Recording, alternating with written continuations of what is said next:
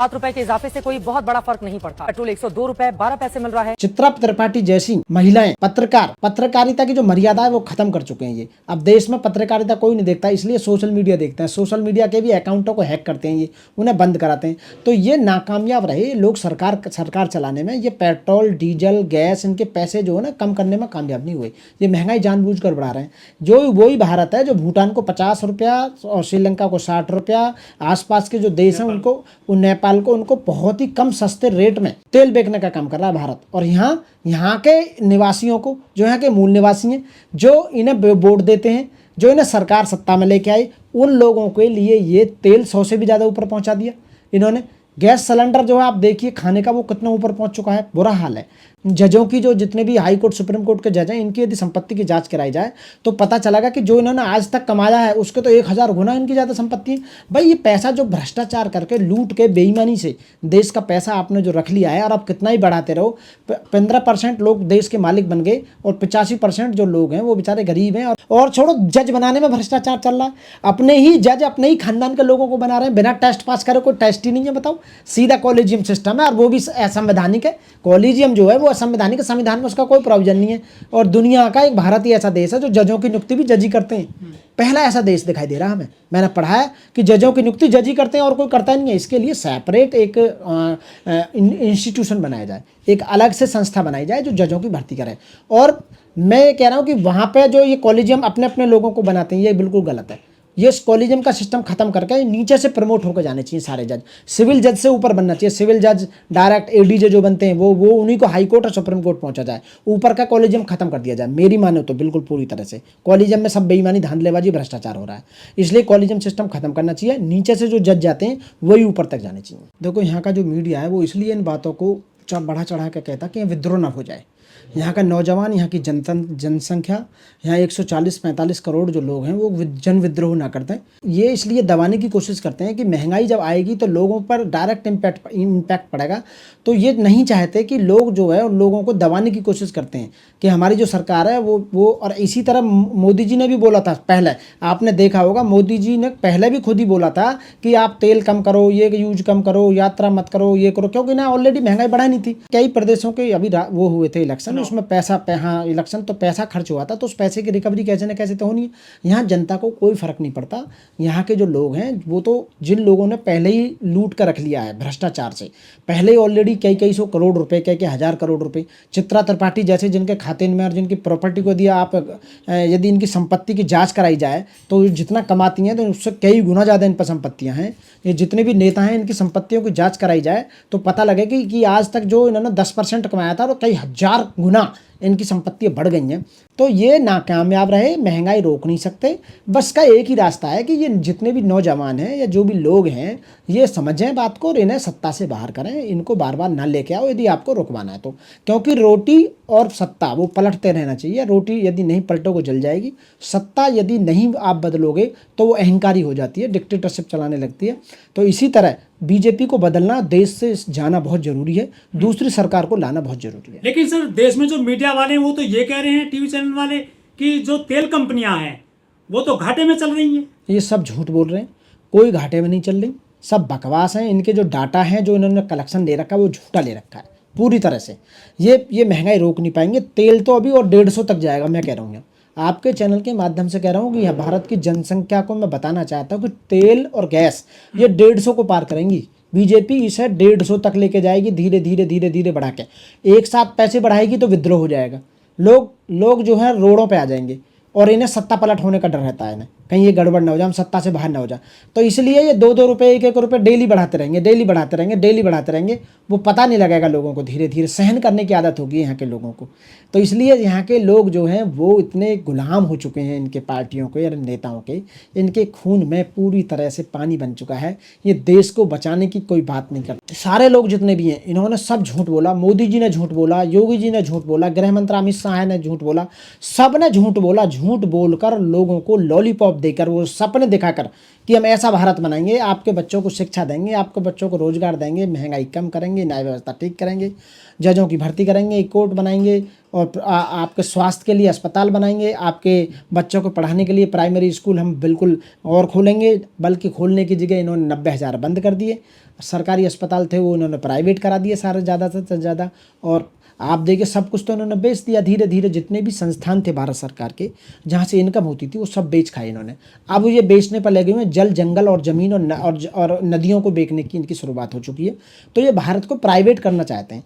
तो मैं भारत की जनता के कहना चाहता हूँ, जब सब कुछ प्राइवेट होगा तो सरकार भी प्राइवेट हो सकती है। तो फिर हमें प्रधानमंत्री की जरूरत क्या है? क्योंकि ये तो हम ही पर टैक्स बढ़ा रहे हैं, हम ही पर महंगाई बढ़ा रहे हैं। तो ऐसे प्रधानमंत्री हमें नहीं चाहिए, न ऐसे गृह मंत्री चाहिए, न ऐसे मुख्यमंत्री चाहिए जो आए दिन पेट्रोल और जो जनता को ना स्वास्थ्य दे पाएँ, ना शिक्षा दे पाएँ, ना रोजगार दे पाएँ, महंगाई कम नहीं कर पाएँ, न्याय नहीं दे पाएँ, ठीक है ना, लॉ एंड ऑर्डर नहीं दे पाएँ और संविधान का पूरी तरह से पालन नहीं कर पाए। तो ऐसे लोगों की हमें जरूरत क्या है? ऐसे लोगों को उतार कर नहीं चलाओ। चित्रा त्रिपाठी कह रही है कि ऊपर से देखा जाए तो कुछ ज्यादा दाम नहीं बढ़े हैं पेट्रोल के। हाँ, तो चित्रा त्रिपाठी के आप देखोगे तो पहले पैसा पहुंच चुके हैं ना, कि आपको ऐसे बोलना है। चित्रा त्रिपाठी को पास में पहले ही ऑलरेडी 100-200 करोड़ का जुगाड़ कर लिया उसने पहले ही, तो उसे तो महंगाई लगेगी नहीं। चित्रा त्रिपाठी को जितने भी ये चैनल हैं, जितने भी चैनल हैं, सब प्राइवेट चैनल है, मैं आपको बता देता हूँ। इनके लिए सरकार का नियंत्रण खत्म हो चुका है। पैसा देते हैं और अपनी बात चलवाने का काम करते हैं। अपना एडवर्टाइजमेंट चलता रहता है सुबह से शाम तक। ये चित्रा त्रिपाठी हुई और भी बहुत हैं, वो तो पैसा अंजुम कश्यप है, और मुस्लिम भी है कोई, वो क्या नाम है, मैं नाम भूल गया। हाँ, और घने सारे लोग हैं। तो इनके चैनल जो हैं वो प्राइवेट चैनल है और वो पेड हैं। उनको पैसा देके अपनी खबर चलाते हैं। यदि आप वास्तव में सच्चाई को देखना चाहते हैं तो सोशल मीडिया देखिए आप। सोशल मीडिया पर सच्चाई निकल के आती है। मैं तो कितनी सालों से मैंने तो चैनल ही नहीं देखा। बीइंग एडवोकेट भी मैंने चैनल नहीं देखता इनका, क्योंकि ये झूठ परोस रहे हैं। ये सब कुछ कहानी बना लेते हैं और सुबह से शाम तक वही चला लेते हैं। मुझे तो सब झूठ लगता है। इन पर इनकी सच्च बात पर विश्वास नहीं है। मुझे विश्वास है आप जैसे लोगों के सोशल मीडिया पे। सोशल मीडिया में सारी वीडियो आती हैं, सच्चाई आती है हकीकत में। वो तो शुक्र है आप लोग धन्यवाद के पात्र हैं कि आप लोग ऐसी खबरों को चलाने का काम करते हैं। अदरवाइज तो देश में तो पता ही नहीं चलेगा कहाँ से क्या हो रहा है। ये तो पूरा हाईजैक कर लिया इन्होंने सिस्टम सब कुछ। और यदि इनके खिलाफ कोई बोलता है तो उसे FIR लॉन्च करके उसे जेल में भेजने का काम करते हैं। उसके घर को बुलडोजर से तोड़वाने का काम करते हैं। उसे मरवाने का काम करते हैं। उसे पिटवाने का काम करते हैं। तो उसे धमकाने का काम करते हैं। अरे बाबा साहब ने कहा है, यदि आपने संविधान को पूरी तरह से लागू करवाना है तो आपको विरोध करना पड़ेगा। सरकार यदि गलत कर रही है तो आवाज़ उठाना पड़ेगा। आपको रोड पे आना पड़ेगा, लोगों को समझाना पड़ेगा, बताना पड़ेगा कि ये देश को क्या कर रहे हैं। आप जब से ये 2014 से सत्ता में आए हैं, आप महंगाई रोकने का नाम नहीं ले रही है। आप महंगाई को देखोगे, सोने का रेट, चांदी का रेट, पेट्रोल का रेट, डीजल का रेट, गैस का रेट और खाने पीने की जितनी सारी चीज़ें हैं सब पर टैक्स लगा दिए हैं इन्होंने। सब पर, शिक्षा पर टैक्स, पेंसिल पर टैक्स, कॉपी पर टैक्स। अरे यहाँ तक छोड़ो, मुर्दे का जो कफन है ना, लकड़ी, उस पर भी टैक्स लगा दिया। ऐसी सरकार खराब हो रही है। बिल्कुल। रुपया तो जब तो ये कहते थे वो रुपये को नीचे कैसे जा रहा है, मोदी जी की वीडियो थी। आज रुपया तो बहुत आगे पहुंच गया। डॉलर तो बहुत मजबूत हो गया। अब कोई बात नहीं करता इन पे। और इनके जो लोग बैठे हैं वो लूट के खा रहे हैं भैया। तो उन्हें तो सबको दिखाई दे ही रहा कि सत्ता में रहेंगे तो यदि सरकार बदलती है तो सारे के सारे जेल में जाएंगे। इतने घोटाले इनके हैं, इनकी लिस्ट है सारे घोटाले इनकी। इन्होंने क्या क्या घोटाले करें। यदि सरकार बदलती है और राहुल गांधी जैसे PM बनते हैं, या बहन कुमारी मायावती जैसी कोई PM बनती है, या और भी अखिलेश यादव PM बनता है, या और भी जो OBC ग्रुप से कोई भी PM बनता है, तो ये डेफिनेटली सारे के सारे जेल जाने, डेफिनेटली जेल जाने। लेकिन चित्रा त्रिपाठी, मोदी जी विदेश गए तो टॉफी की बात करती है। मेलोडी को जो मेलोडी दी गई मोदी जी के द्वारा, उसकी पत्रकारिता करती है। उसके बारे में बताती है कि 1 रुपये की टॉफी, और 9 रुपये की पत्रकार है, उसके खिलाफ एजेंडा चलाया जा रहा है देश में। देखो बात क्या है कि जिस व्यक्ति में जितना ज्ञान होगा, नॉलेज होगा, ब्रॉड माइंड होगा, पढ़ा लिखा व्यक्ति यदि होगा तो उस हिसाब से सोचता है वो। दूसरा, जो डोनाल्ड ट्रंप हैं या ऑस्ट्रेलिया के या कनाडा के या इंग्लैंड के जो प्रधानमंत्री हैं वो पढ़े लिखे व्यक्ति हैं। भारत में अब तक जितने भी प्रधानमंत्री हैं वो सारे वेल क्वालिफाइड थे। मनमोहन सिंह जी जो थे ना, वो बहुत वेल क्वालिफाइड गोल्ड मेडलिस्ट थे। उन्होंने देश को ऊपर पहुंचाने का काम किया। उससे पहले जितने भी PM थे वो सब पढ़े लिखे थे। मोदी जी जो हैं वो पढ़े लिखे व्यक्ति नहीं है भाई, वो बिल्कुल भी। उनकी जो सोच है वो बहुत ही, मैं ऐसी सोच बताता हूँ उनकी, बहुत ही यानी निम्न स्तर की सोच है। वो ज़्यादा पढ़े लिखे ना हो, वो तो खुद ही कह रहे थे कि मैं ज़्यादा पढ़ा लिखा व्यक्ति नहीं हूँ। तो वो अपने स्तर से सोचते हैं। ये बड़ी विडंबना की बात है कि देश का प्रधानमंत्री दूसरे वहाँ के मेलोडी के लिए मेलोडी दे रहे हो। ये मेलोडी देने का काम रहेगा। आप इसलिए प्रधानमंत्री बनाए थे क्या? मेलोडी की चॉकलेट बांटते फिरोगे, टॉफी बांटते फिरोगे, क्या तरीका है? सेंटा है वो। हाँ, ऐसा नहीं है, ये गलत है। ऐसे प्रधानमंत्री की हमें ज़रूरत नहीं है जो देश की जनता को उनकी वेलफेयर के लिए कोई प्लानिंग नहीं बना पाए। 14 साल में भी कोई प्लानिंग नहीं बना पाए। तो ऐसे लोगों को हमें बिल्कुल भी ज़रूरत नहीं है। देश को नीचे पहुंचाने का काम किया जा रहा है, देश की संपत्तियों को बेचने का काम किया जा रहा है और चंद लोगों के लिए काम किया जा रहा है। यहाँ के जो जनता है, यहाँ की खासकर ओबीसी जो कैटेगरी है, एससी कैटेगरी है, मुस्लिम कैटेगरी है, आदिवासी हैं, सबके ज़मीन जायदाद, जंगल ज़मीन सबको छीनने का काम किया जा रहा है। इवन यहाँ तक कि सोने पे भी नज़र है। जो महिलाओं के सोने पे है ना, जो महिलाएं मंगलसूत्र तक पहनती हैं, उन पे भी नज़र है।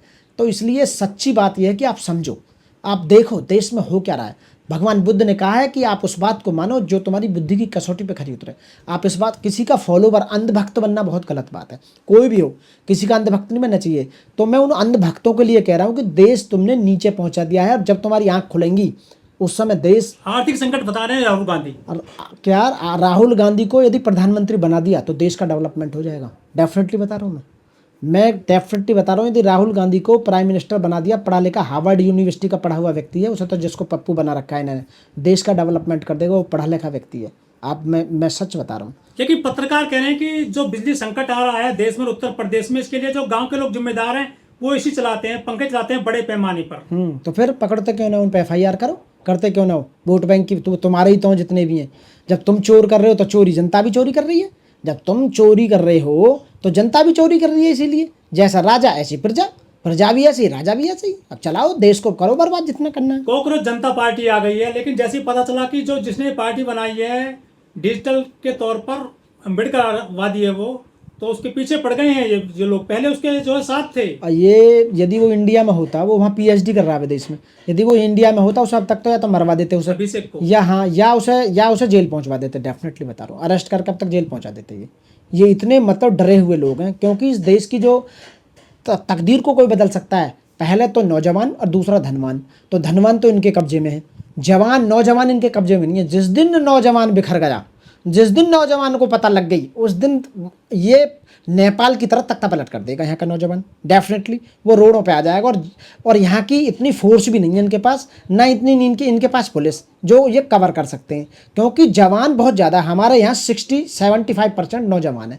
जिस दिन नौजवान ने ठान लिया कि ऐसे लोगों को भगाओ देश से, नई किसी राहुल गांधी जैसे व्यक्ति को प्राइम मिनिस्टर बनाया जाए, या बहन कुमारी मायावती जैसी आयरन लेडी को प्रधानमंत्री बनाया जाए, या अखिलेश यादव जैसे पढ़े लिखे व्यक्ति को देश का प्राइम मिनिस्टर बनाया जाए, तो उस दिन जो है यहाँ का मामला फिट हो जाएगा बिल्कुल पूरी तरह से। ये तो आपको अभी पेपर आउट हो, अब की बार पता लग गई। यानी पेपर आउट तो हर बार होता है, ये पता नहीं चलने देते हैं। 100 करोड़, 200 करोड़, 500 करोड़ को बेचते हैं हकीकत में सरकारी सीटों को। ये पूरा भ्रष्टाचार में लिपटा। 80 से भी ज़्यादा पेपर लीक हो चुके हैं जब से बीजेपी सरकार आई है, सभी स्टेटों में और सेंटर में।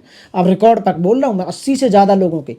अब तो ये जहाँ इनकी जो NTA वगैरह जो है, वो जो एजेंसी जो करा रही है, उसमें भ्रष्टाचार चल रहा है। और छोड़ो, UPSC में भ्रष्टाचार चल रहा है।